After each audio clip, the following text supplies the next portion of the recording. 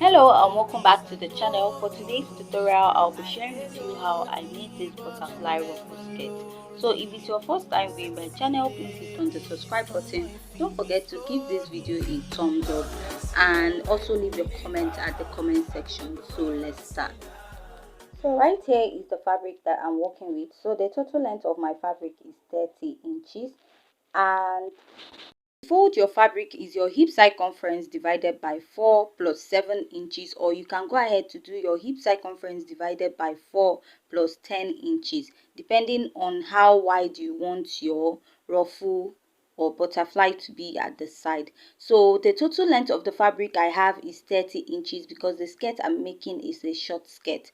So I'll place my tape. I'll mark 7 inches for my hip point. You can go ahead and use 8 inches if you're a much taller person. So at the upper part, I'm going to mark my waist circumference divided by 4.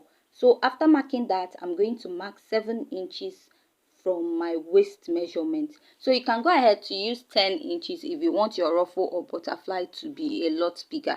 Then I'll go down to that hip point area and I'll mark my hip circumference divided by 4, and I'll mark 7 inches. So after marking that 7 inches, I'm going to use my hip circumference and I will mark it all through my dress.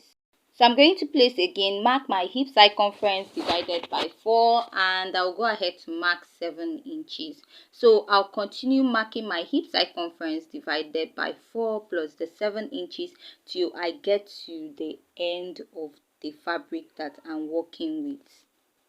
So after marking it, I'm just going to go ahead to connect all my lines, connect from my waist down to my hip, and I'm going to just mark a straight line connecting those marks that I have made. And I'm going to also connect the line at the other end. So after doing that, what I'm going to do is just to go ahead to cut out the excess I have at the lower part. So coming up to my waist point, I'm going to go down by 1 inch and I'm going to make a straight line. So I'm going to be cutting that part off. So what I'll do right now is just to pin it down. So the reason why I'm doing this is so that when I'm encasing my elastic band, it will be easier for me to do so. Before cutting out that 1 inch at the waistline, please mark ½ inch after your waist circumference. The reason is that you're going to be using that ½ inch to stitch at your waistline. So I'll go ahead and cut out that 1 inch I came down with. So after cutting it, as you can notice, I have about ½ inch after my waist circumference at the top. So I'll go ahead to cut the remaining part of this skirt. At this point, if you haven't yet subscribed to my YouTube channel, please hit on the subscribe button and don't forget to give this video a thumbs up. So after cutting out my skirt, this is what I have. Now I'll be introducing the back part of my skirt, so which is the same length of my material, which is 30 inches in length. So I'm just going to place it down. So after placing it, what I'm going to do is I'm going to go ahead to place my front pattern on it, the front part of my skirt on it this way. So after placing it, I'm going to make sure I have about 1 inch in front of my skirt. So the reason I'm giving this 1 inch is for my zip allowance and also to add my zip at the back of the skirt. So after doing that, I'll just go ahead to pin my skirt. So I'll pin the front part of my skirt down to the back part of my skirt. So after pinning it down, the next step is to cut out the excess I have by the sides of the skirt. So I'll go ahead to cut it out. So after cutting it out, just the same way I took out about 1 inch at the upper part of the front skirt, I'm going to go ahead to do that. And bear in mind, you're going to do that after ½ inch from your waistline. So the next thing I'm going to do is to tear up this zip side. So I'm going to go ahead to open up my zip side. So after doing that, the next step I'm going to take from there is to unpin the front part of the skirt from the back.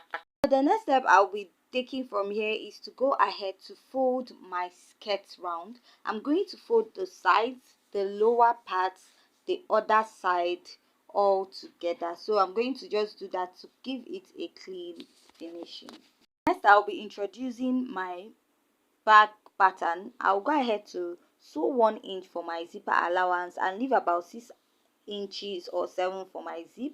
So I'll go ahead also to fold the lower part and also the sides of my skirt, just like I did for my front pattern. So right here is my skirt and I have gone ahead to fold it round. So this is what I have for my front pattern.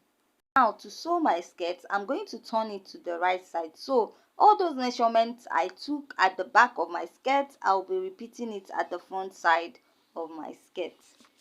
Before I start, I'll go ahead to pin it to hold it down so that it's not going to shift while taking my measurements. Just like I said, this is the right part of my skirt and we'll be doing the stitching in front. So I'll go to the upper part of my skirt and I'll place my tape and mark my waist circumference. So after marking my waist circumference, you will notice I have about ½ inch at the upper part. So I'll take that my waist circumference down, and so I'll go ahead, place my tape and mark 7 inches for my hip. And at that my hip point, I'm going to place and mark my hip circumference. So note, all these measurements I'm doing now is at the right side of the skirt. We'll be stitching this skirt at the right side. So you want to make sure your lines are straight and your lines are neat. So I'll continue marking my hip circumference divided by 4. I'll mark it from my hip point down to the lower part of my skirt. So there's no need measuring the 7 inches or 10 inches again because we have already cut it out and we have folded our skirt. I'll continue doing that till I get to the end of my fabric. After doing that, I'll go ahead to turn my skirt to the other side and I'm going to go ahead to repeat all those measurements. So I'll mark my waistline. So after marking my waistline, you notice I have ½ inch by the side. I'll be using it to stitch up that side. I'll go ahead and mark my hip circumference divided by 4. I'll continue marking it till I get to the end of the skirt and I'll go ahead to connect the lines. So I'll be stitching on this line right now. So I have it on both sides of my skirt and I will unpin my skirt, and this is what I have, as you can see. Now this is my back pattern and I've stitched it up. So what I went ahead to do was to pin up the zipper allowance because I didn't stitch that side. I'm going to place the right side of my front skirt and the right side of my back skirt together. So why I'm doing this is I just want to stitch up that ½ inch I have by the sides of the skirt. So I'll go ahead and pin it down and just stitch that point a bit. So I've gone ahead to stitch it and this is what I have from the back. Just that point I stitched. I did not stitch to the lower part of the skirt. So from there I'm going to be turning my skirt and you see the reason why I asked you to stitch up your skirts at that point. So after doing that, this is what you'll be having by the sides. So this will enable you pass your elastic after stitching your skirt. So looking at the other side also, I have the same effect at that side of my skirt.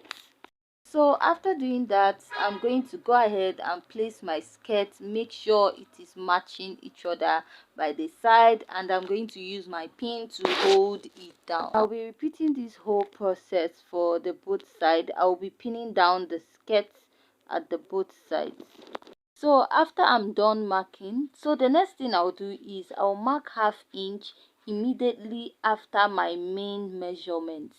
So why am I marking this ½ inch? I'll be inserting an elastic through that part. That is what is actually going to make the skirt have ruffles by the side. So after your main measurement, you're going to mark another ½ inch and you're going to be stitching on it.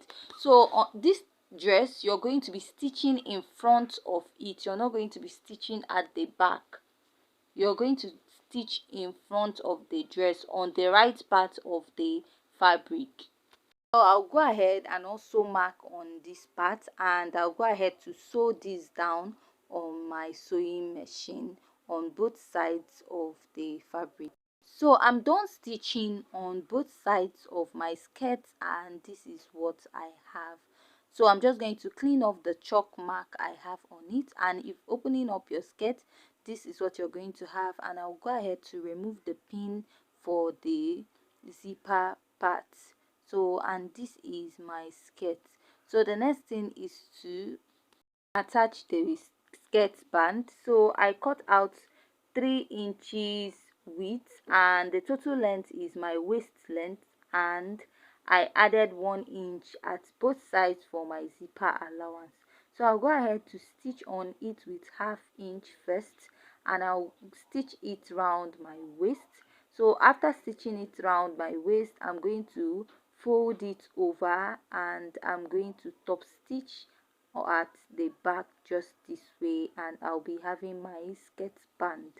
So after I'm done attaching my skirt band, this is what I have, and I went ahead to attach my zip also. So next, this is the elastic that I cut out. I cut out 15 inches. That's half of my skirt length, which is 30. But why attaching or fixing my elastic, I found out that it didn't really give me the ruffle I wanted, so I went ahead to reduce it to 10 inches.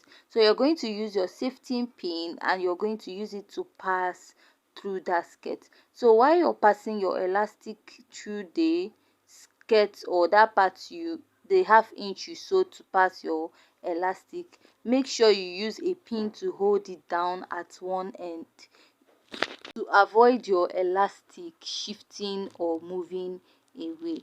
After passing your elastic, what you're going to do at that part, you're still going to hold it down. Use a pin to hold it down so that it's not going to shift after passing it. So this is the ruffle I have after passing my elastic on this side, and if you can see, it's looking really nice. So I'll just go ahead to pin this or hold it up with my pin so that when I'm sewing, it's not going to shift. So after doing this, I'll be passing the elastic on the other side. So next step is passing my elastic on the other side of the skirt. So just like the same way I passed the other one, I'm going to repeat the same process for this one also. So once I get to the end point, I'm going to hold it down with my pin. I'll go ahead to stitch up the lower part and the upper part of the skirt where I pass my elastic. So after doing that, this is the final result of my skirt. So if you haven't yet subscribed to my YouTube channel, please hit on the subscribe button. Don't forget to give this video a thumbs up and leave your comments at the comment section, and don't forget to join me in our next video. Thanks.